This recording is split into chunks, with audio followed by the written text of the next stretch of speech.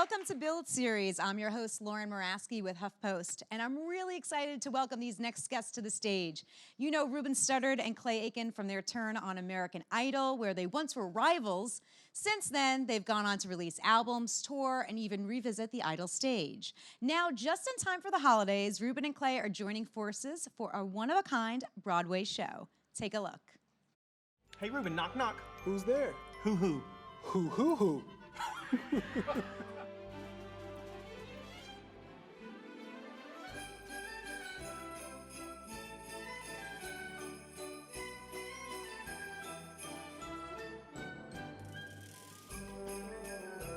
Hey, Clay, knock, knock. Who's there? Anita. Anita who? Anita Lift, Rudolph.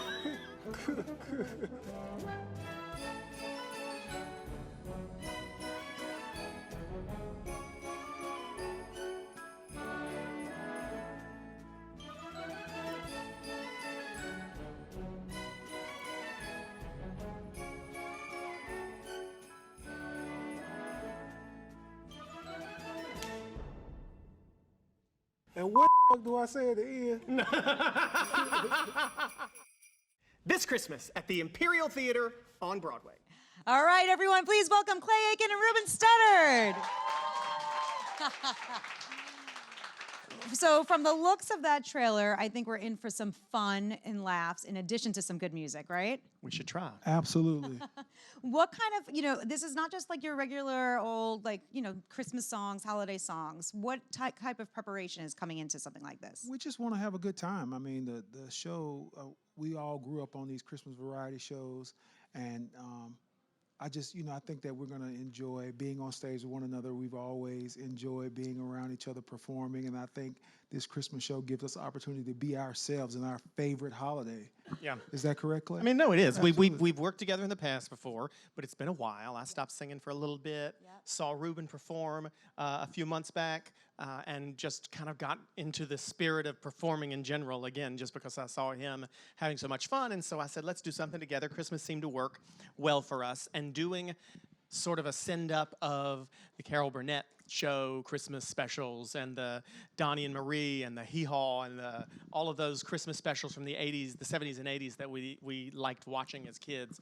That's sort of what we immediately said, we're going to do Christmas. Well, what should the show be? And that's exactly what both of us wanted to do right away. So have you started plotting what we can expect? Fully plotted. Okay. Fully plotted. Ruben, Fully plotted. Okay. Until he changes everything on me.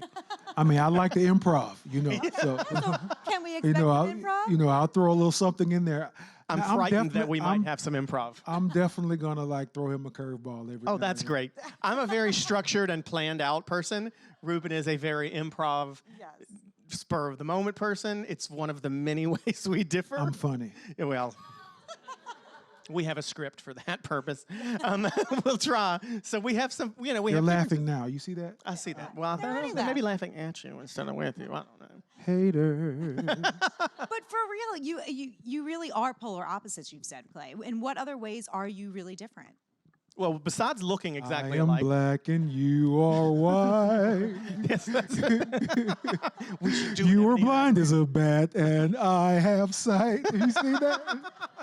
Beautiful. I'm saying He's a good improver. We constantly every day we think, oh my God, there's another reason. We were just talking backstage here about how in high school he was a great student, and then in college he was terrible. Less of a great student. Me in high school, horrible student. College, I got my stuff together and started doing well. I'm a morning person. I'm up at 6:30 going whoa. One more time for that. and him around 10 o'clock he starts perking. I'm just coming around right now. What time is it? Just wake it up. 1 o'clock. Every way possible. I'm a planner. Yeah. Which makes us work well together, though. But I mean, I think, I can tend to be, what's the word? Is it anal? Anal. Maybe is the word. I can tend to be that way when it comes to planning things and wanting everything to be in place. And I just like to show up. Which works, though, great, because then I get to make all the decisions. But, luckily your voice is You see that picture? Look at the picture. Does that look like I planned to do that? Nope. I just showed up. Did you even approve this, or did I just approve it for you? You probably approved it for me. I mean, I look great. He's modest. That's all that matters. But my name's first, so. Yeah. Ruben and Clay. Well, based on this little bit, I am very excited about the show opening up right here in New York City. So that's great. So there are going to be some Christmas classics we're going to hear too. So how do you dive into that sort of repertoire and decide, okay, I want to sing this song? I know you both have holiday albums in the past. I think we just, see what sounds best on both of us. You know what I mean? Like at the end of the day, what we want is to present a product that makes both of us look good, and we want people to have a good time. Like I don't want to come to a Christmas show where I can't sing along, and so I think that Clay and I both thought about that when we were picking songs. Like, is this something that the people in the audience can sing along with? Because it's Christmas. Nobody wants to come and you're singing like this obscure, like, Yeah, I think Christmas even the original-ish type songs that we're doing are songs that people should know. There's no new song that no one's going to have known before. And another benefit of us being so different is he has his lane of music and I have my lane of music. What's my lane, Clay? Excuse me. Well, it's a good lane, I guess. What do you? know. What I mean? I was trying to compliment you, say you know how to sing some things very well. Okay. Okay, don't get too sensitive. I'm just saying. He has, but so we don't really compete against each other for songs. They're songs that are very, very Ruben. He does This Christmas, the Donny Hathaway song, and it's really a Ruben song to me now. You could sing that. Yeah, well, you sing it better. So I don't even try to mess with it. So and then there's songs that are better for me, potentially. So we don't compete with each other, but we do have songs that people will all know, and it wasn't very difficult to find a set list. That's great. All right, all planned out. And I understand that some of the proceeds are going to charity, right? Right. Yes. And what organization are we donating to? The National Inclusion Project is an organization that includes kids with disabilities into programs with kids without disabilities. Both of us have a background in education. Yeah. Ruben runs some music camps in Alabama. I was a special ed teacher and saw that kids in my classroom weren't able to go to certain camps. So the National Inclusion Project trains those programs on how to include kids with disabilities. And doing this around Christmas time and for the kids is great. I mean, I grew up listening to Christmas music. What were some of your favorite Christmas songs or albums growing up? What about you guys? Well, we were talking backstage. Yeah. I grew up on the Dolly and Kenny's Christmas album and their Christmas special. So that variety there plays for me. As a kid, my favorite Christmas album definitely would be the Jackson 5. Oh, yeah. Jackson 5 Christmas album. I love that. Also had a Christmas variety special, didn't they? They did. Mm-hmm. Yeah, so it drives It's the time for that to come back. Yes, That's that's why our you guys goal. are bringing it back. What about Christmas traditions in your own families or something that you continue now? What about you, Ruben? You know what? The dynamic has changed now that, I say the kids, that we are now adults because we've, introduced new things to our family. So for the past 5 years, my family and we've been going to the beach for the holiday, and it's been great. Like at the beginning, when it was just me and my mom, and it was a little resistance to it because everybody wants to be in Birmingham for the holidays. But now that everybody has started to come, they love it. Like, I mean, nobody has to worry about the tree. Everybody just brings gifts. They throw the trash away. We all go home in January, and it's like, don't have to worry about any Christmas stuff, because, usually when you're at your house, you got to take the tree down, put lights up, all kinds of things that you don't, when you're in a vacation rental, you just leave it for the other people to clean up. So what you're suggesting then is people come and take a vacation to New York this year. Absolutely. And come see our show. There are several hotels here. We'll take care of the entertainment. You can have a lot of nice, Christmas memories here in New York when you come to our first annual.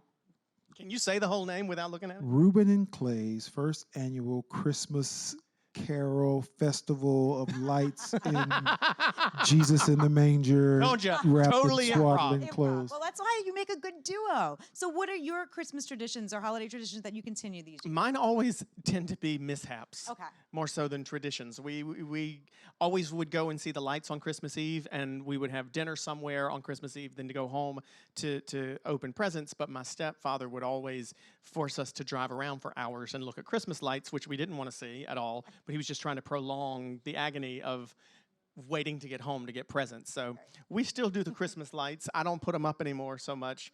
You don't put yours up anymore so much. But that's their memories. What is it about the Christmas lights that we don't like to do? Because it's a pain in the ass. It really is. pain in it. Really, I mean, and I have worth it. and I have them wrapped up in a box upstairs. Well, in so my the house. big knot only. They're No, all in a big no, knot. they're like they were meticulously put back Oh, together. mine are in a knot. Mine are in a knot. They're Mine gonna are stay also there. in a knot. Yes. They are going to stay there. I'm gonna hang Christmas knots in the future. That's what I'm gonna have I outside. don't believe kids have to have Christmas lights. If I have kids, I don't think they'll have. They're too busy on their iPads Yeah. and phones anyway. It's okay. Exactly. You said you took a break. You've been a break from the touring for like 5 years or so, Yeah, I right? didn't really sing publicly Yeah. for about 5 years. What was the reason behind that? Well, I ran for Congress in North Carolina, which was something that was important to me personally. And then after doing that, I just sort of tried to focus on that type of thing. Didn't really have an interest in jumping back into performing necessarily. I'd done it for 11 years prior. That was a nice run. And it wasn't, like I said, I really didn't have the fire or the enthusiasm to get back into it until I saw him doing his show, and I thought, okay, that looks fun. And do you, Now he's going to take total credit. For Yeah. my, Oh, I am. well, it does say first annual, which suggests well, that that's because we printed these posters this way. Yeah. If we do it again, it'll probably still say first annual. We spent a lot of money on these things. It's going to have to stay. We'll have another marker through the first and do second if we do it another year. exactly. We'll see. I don't know if Ruben can put up with me for 2 years in a row. Absolutely, Clay. Oh, isn't that sweet? Oh, that's really nice. You guys, I mean, that's the thing. I said at the start of this, you were rivals. You truly were rivals on the show. I mean, Ruben, you beat Clay out by like 135,000 votes or something crazy like that. Say again. Right? One more time. Right? 130, yeah, 135,000. I promised you I wouldn't. She did it. She said it. Makes me cry a little. I can't deal with that. We were never, the funny thing is, though, we really weren't ever rivals. Right. You know, we went on that show in a year when no one knew it was going to be big. It was a decently sized show the year before, 9 million viewers, I think. And when we auditioned, I think both of us in our separate cities went into it thinking, this is going to be a fun experience. It'll be fun to do. It might get us some attention or exposure, who knows. I ended up having to be nagged to go audition to do it. But none of us knew it was going to blow up. I mean, it went from 9 million viewers season 1 to 40 million viewers on the finale we were on, and I don't think any of us expected that. So unlike subsequent seasons where people went in as competitors knowing, oh, the stakes are high, we didn't know there were any stakes. So we went in just kind of as friends and stayed friends, and that last night, honestly, I was just as excited to see that he had won, and I think he would have felt the same way had I. And No. well, but that's because... Yeah, I was going to... You're being the good sport here, Clay. I'm a good loser. He's a sore winner. It's ironic. No. So, what was going through your mind at that time when they announced your name on the stage 15 years ago, by the way? Oh man, when I won, it was a glorious evening in 2003. Oh, I'm sorry. Oh, I'm so bored of this story, I'm falling asleep. I was just, you know what? Honestly, I was just excited because I had been telling everybody my whole life that this is what I wanted to do, and everybody encouraged me to do other things. Like I wanted to go into doing that before I went to college, and I knew that, but everybody was like, no. College is the thing, and I'm glad I went to college because I had some experiences that I never would have had otherwise. But I knew while I was in school that this is what I wanted to do. So just to have confirmation for me that my intuition was correct and that God had put me in the right place, I was just, really happy about it. Whether I had won or not, I was just thankful for the opportunity. Would you say that you feel the same way, that you were thankful, that you were like, this is what I'm meant to do? Or I mean, it was a little different for me. I never necessarily thought that that's what I was going to do. I didn't have that as a plan for my life. Would I take it? Would I do it differently? No. Yeah. Obviously, we've both had experiences that we never would have had otherwise, and I certainly wouldn't change that. Ruben wanted to be a singer. I don't think I ever necessarily thought I wanted to do that. So one other way we're different, and that's what kind of makes it fun because we came from very different places, very different paths, very different goals, and became friends. And if we can get along, then this whole country, this whole divided nation, if I could change, Rocky, if I could change, then you can change. And Rocky's coming back. This whole world can. You're supposed to be saying, "Ya Simia." See, I didn't. You didn't watch the. Yeah, there you go. Who didn't watch Rocky IV? Man. Hearts of fire, strong desire. You feel like if you sing it, all of I a sudden know. I'll have seen it. Don't worry about it, Clay.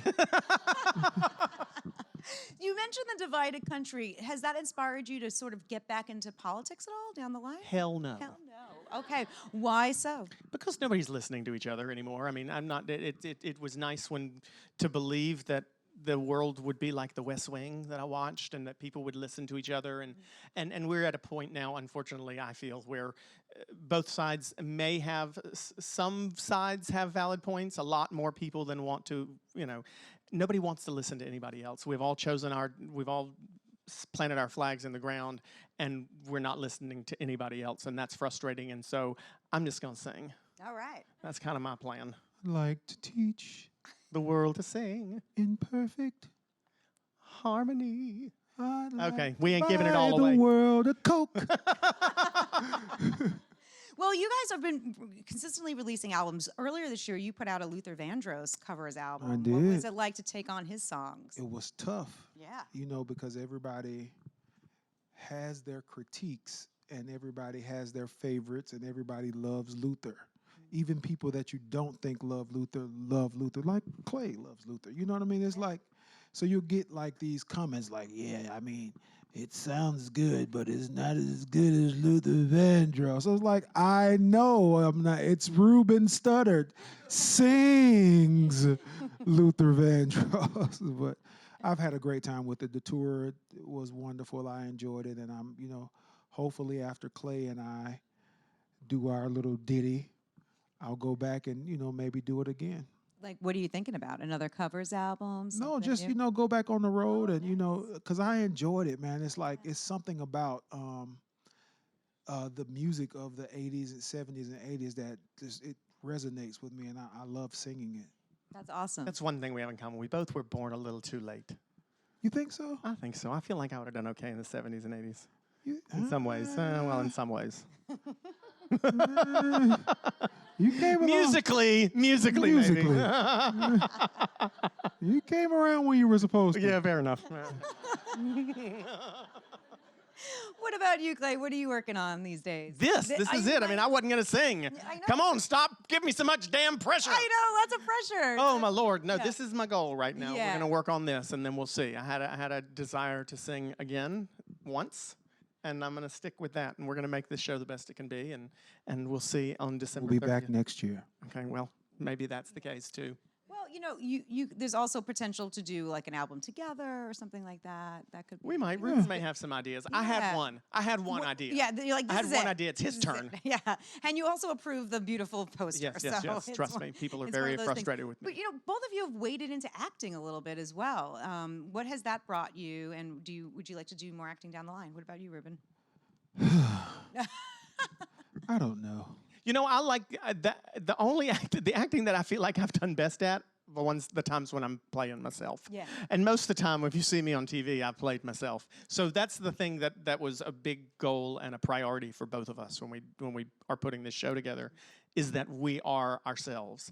We're not playing some characters. We're very much being natural. They're skits, and I think we both have enough of a knack to enjoy the ability to kind of be playful, and there's a lot of comedy in it. I think there's a lot of really fun stuff, but we're Ruben and Clay on the show, and not necessarily characters. All right. Well, we're really excited about that. We have a couple more minutes left. I want to do a little speed round where All right. Yeah, quick, easy, fun questions that relate back to music. Let's start with you, Ruben. I'm with it. What's the It's an edit. It's being fixed. What's the first concert you ever attended? First concert I ever attended was Dougie Fresh, the Fat Boys, and Houdini. They were all together in Birmingham, Alabama, and that was my first concert. Nice. Super excited. How old were you? I was like 6. What about Shouldn't have probably been going to hear them sing The Freaks Come Out at Night, but hey. I don't remember. I'm pretty sure it was the Judds at the State Fair, the North Carolina State Fair, when I was younger. All I'm right. pretty positive that's it. Bops? The Judds. Oh, the Judds. What'd you think I said? The Jugs? What? No, who sings the Bops? Hanson? The Hansons. No, very Hanson. and the Judds. Very different. Winona Nim. Winona and Naomi. Winona Nim. Nim, yeah. Uh-huh. All right. What about your favorite film of all time? Oh, gosh. Oh, gosh. This isn't a speed round. It takes me a while to think. My favorite, Whale Rider with Keisha Castle Hughes is probably the one movie that I can watch and still feel emotional during every time I see it. So Nice. What about you, Ruben? I have two favorite Okay, movies. you can do two. Coming to America and Legend of the Falls. Oh, wow. Both really different, but both really classics. he's an enigma. Yeah. Legend of the Falls, it gets me every time. But Coming to America, Gets you every time. it gets me every time. In a different way. In a different way. This is going to be a hard one, but, one of your favorite album of all time. Ooh. You're first, Ruben. I know you. All right. Actually, Ruben, you do too. Do mine and yours. Do yours twice. Favorite album of all time? One that you can listen to no matter what. Man, that's hard. I don't know. All right. Marvin Gaye, What's Going On album would be probably because it's so diverse. Yeah. Yeah, I would pick that. All right. I don't listen to albums very much anymore. We're not in a cult. We're not in Yeah, a society yeah. where people buy an album. That's So true. the last album I bought, I can't remember the name of it. Anita Baker had an album on it. Had an album years ago that I wore out in the CD player of my car. Okay. All right. Sweet Love album? Yes. All right. So you Wore guys, that you out, guys have so- the similar background here. Maybe. Similar interests. All right. Well, but we're Rapture is the name of that album. That's the one. Good. Look, Yes. Ruben's got I the can't memory. find it anymore because it's been ruined in the CD player. Got played out. Well, thanks for doing that with me. That was a little You're fun. We have some questions from our Okay. fans right here, so let's get to it. Hey guys, Hello. what is the best Christmas present you ever received? I don't know if I have my best. I have to say the best Christmas present I ever received was actually also the worst. My mother gave me a model spaceship one year, and I put it in the closet. And then the next year, I opened up my presents, and I had the exact same model spaceship. And I thought, man, you gave me the same thing last year. And she said, no, I gave you that last year. You just put it in the closet and ignored it. So I wrapped it again and gave it back to you. So I may have gotten, maybe the best Christmas present for me because I learned an important lesson. I also got batteries a few times at Christmas. I know what yours is. Yeah. Dual cassette tape player with a record combo. Sixth or seventh grade, that was my favorite. Played the records on top, recorded them. Yeah, recorded them tape. at the bottom. High speed recording too. Oh, right. That's when they started that dubbing where the songs be like, you know. Then you could play it in the car. with the Yeah, tape. yeah. All right, thanks for that question. Who's next? Right here. Right here. So, what is your least favorite Christmas song to sing? Ooh, least favorite. Least favorite Christmas Okay, song? I would say that any of those ones that are like Frosty the Snowman, Rudolph the Red-Nosed Reindeer, to me, I mean, they're important, and I'm sure we will get them into the show, but it's a challenge to be able to do them in a way that it's entertaining and fun and not, hokey. I don't have a least favorite Christmas song. I'm sorry. I like Christmas music. Oh, so I'm the jerk. Yeah, I'm the Scrooge. yeah. Just leave me I just hanging out really here. like Christmas music. I really do. I'm sorry. All right, we have another question from the crowd here. Hi, thanks for being here. Hello. I was wondering if you could tease your show a little bit more and say which is your favorite sort of skit, act, or number that we should be excited for. You want me to do this? Because I've already memorized the script. I don't want to give too much away. I mean, I don't want to give any specific skits away. I will say that we are both, we're gonna try to be. It's funny. I mean, I'm really excited about how funny some of this stuff really has turned out to be. I mean, I'm really funny. But We kind of modest. take a journey. We take a journey a little bit, and I think towards the end of the show, we're both going to have an opportunity to talk about something a little more serious as well within our own Christmas memories and recollections. And so I think that has a potential to be somewhat powerful too. But we've really tried to make sure that each of us has an opportunity to kind of do that American Idol moment. You know what I'm saying? The big stuff. We have some intimate things. I mean, when we say it's a variety show, I don't just mean it when it comes to skits and laughing pieces as well. There's some audience interaction. We're really doing Clay, everything. don't save it all for Christmas Day. There you go. I won't. Yeah. That's why I'm telling her now. Yeah, give her We'll sing that song together. How's that? I give her a little bit of tease. Yeah. Don't save it all for Christmas I Day. don't know how it goes. Well, you better learn it. All right. I told you, I'm the planner. Ruben will show up that day with lyrics in his hand on stage. Don't say And everybody will think it's a part of the show. Yes, they will. Thank you. That's, I'm that's how we've genius been like very that. clever to write in the ways that he can half-ass it.